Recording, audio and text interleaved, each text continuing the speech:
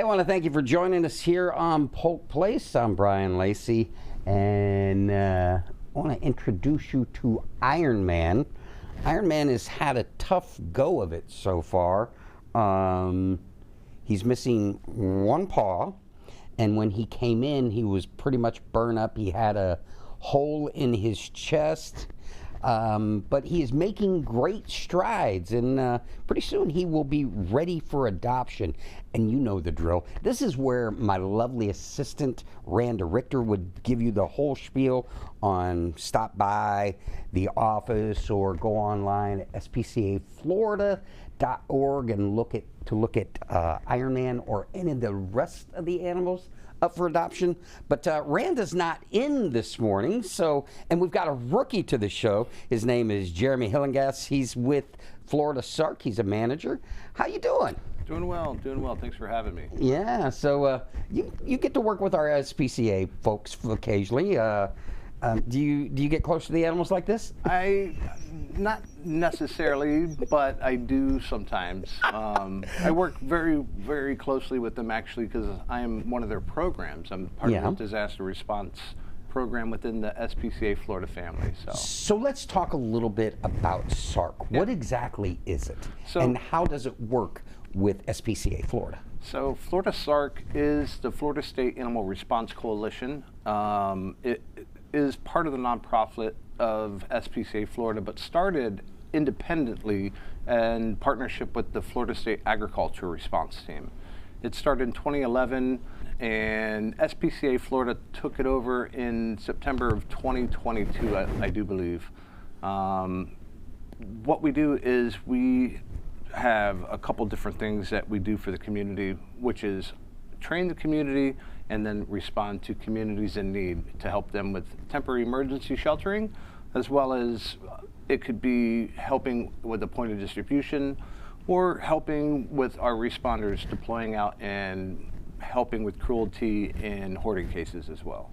Talk to me a little bit about, I believe it was back in the day in the 60s, John Wooden always said, perfect practice makes perfect. And one thing that you guys do a lot with not only SPCA Florida, but with a lot of the local shelters is train with them. Talk about that training and some of the things that go into it. So we have two different levels of training. There's an awareness level, which is kind of like our basic training. So if somebody's looking to get into animal rescue work, they could take our basic level 1 awareness training and get the skills that they need to go in and help set up and run a temporary emergency shelter.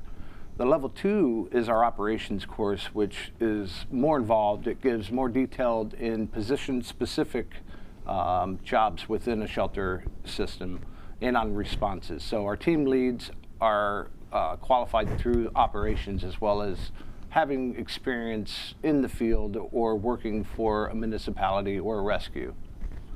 One of the things, whether it's level 1 or level 2, the need for training is there because being a nonprofit, SPCA Florida relies on the generosity and the volunteers. Talk about the training with the volunteers, whether it be level 1, level 2, some of the things that they might be going through with that. So we actually just held a Polk County training class this past Saturday, and the things that they learned in this level 1 class was how to set up and take care of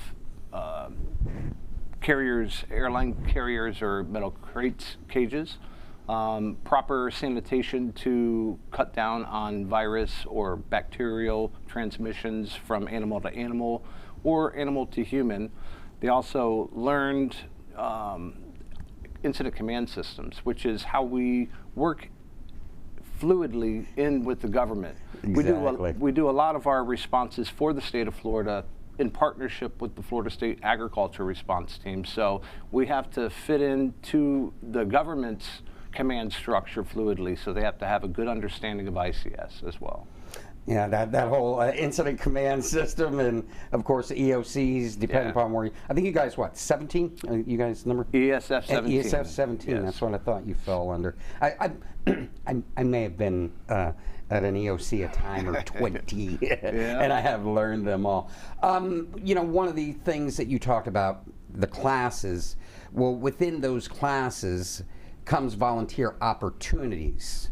talk to me a little bit about the volunteer opportunities and how those classes fit in with what you do. So a volunteer takes our basic training to become part of our program, and then once they have successfully completed that, then there's opportunities to deploy out, whether it be helping, like some of our volunteers have spent the past couple weeks helping at SPCA Florida. They have needed some extra hands, so they have the ability to go in and help do daily care or any number of functions within a shelter. Or they could deploy out and help set up a temporary emergency shelter in the field. They have the opportunity to deploy out with national partners on numerous different cases, whether it be hoarding, dog fighting, or cockfighting cases even. So lots of different opportunities that span even working a point of distribution, making sure that when a storm comes, that local rescue organizations or animal control offices have the supplies that they need that's coming from the state and being distributed out.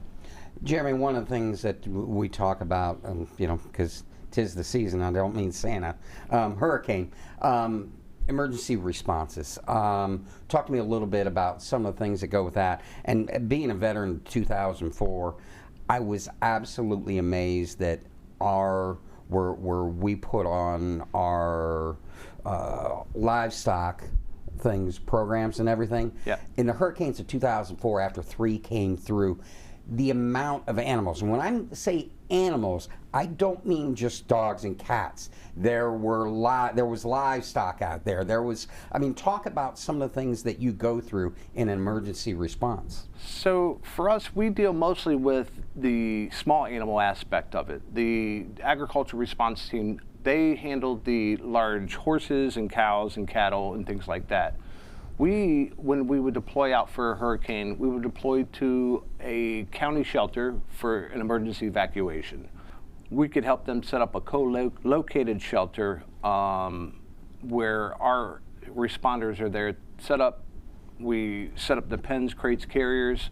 People could either come in and drop their animals off and we care for them, or it could be where the owners actually have the responsibility of caring for the animals while they're in the shelter. I had to laugh. We were talking about set up basic training, and it went through my head. You call that loving on a kitten? Here's how you. But there are things that you do in what I call peacetime. You know what I mean? And as before the show got started, we were talking about Maine Coon cats, and Jeremy tried to get me to adopt another one. So really, he's not only is he helping save the animals during times of trouble, he's trying to find them homes also. Talk about some of the other stuff you do with the shelters. So there's a case that's happening down in Manatee County right now where they are dealing with a hoarding case, and so being a partnership is what we are. We reach out to our many partners and try to help get homes for these cats that are in need.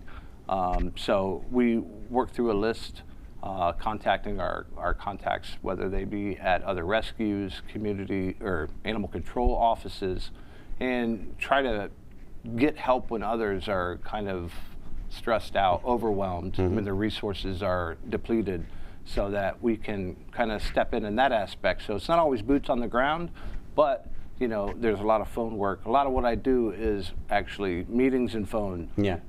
Building relationships and trying to get trainings done and get cats and dogs and everyone home. So permanent homes.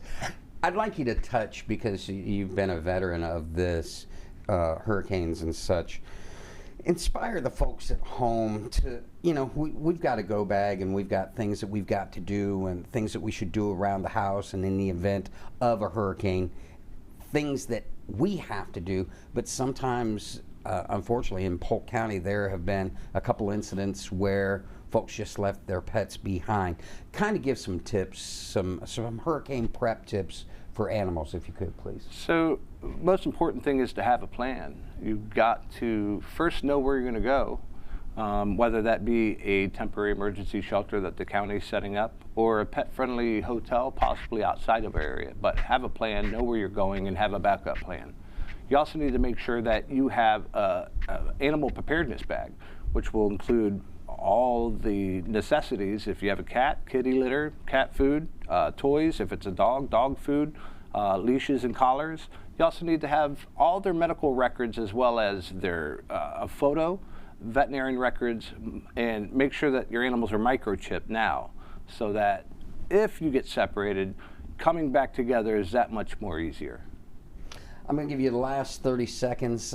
Inspire folks to volunteer. Inspire folks to get off their couch. Come and help you guys, especially when our resources are really depleted, and inspire them to help you help where they live. So right now is the perfect time. Before the storm happens, get out. Everyone wants to help when the storm happens, but now you can get training before it happens and learn how you can help and the right way to help. It is important to come together as a community, and this is just another way, another opportunity for you to help your fellow man and help save lives. Hey, one last thing, I got real quick. In case folks want to get a hold of you, how do they go about doing as such? So our website is www.flscar.org. All right, and they should look you up there. Hey, I'm quite proud of how this one turned out. He's doing good. Yeah. To start off, I was willing to put money down that I was going to come out bloodied or clawed up, but he is... You sure you don't want to take him home? No. Hey, gotta try. Always the salesman, always the salesman. But if you want to take him home, I suggest you stop by SPCA Florida or look on their website. So many cats and dogs need forever homes, and you can make a difference. So make sure you stop by and maybe adopt Iron Man. He's a three-legged cat. He's pretty awesome. And I am surprised at how he is. Oh, yeah. Yeah, he's in good shape. Anyways, founded in 1979, SPCA Florida is a 501c3 nonprofit organization headquartered in Lakeland, dedicated to improving the lives of pets and people in the community. SPCA Florida provides caring, compassion, and hope to more than 4,000 homeless animals entering their doors each and every year. Need more information on programs or how you can help out or even fundraising? Give them a call, 863-577-4608, or look them up on the web at spcaflorida.org. If you enjoyed that episode of Polk Place, I invite you to like, share, and subscribe to the channel, and even check out the next one.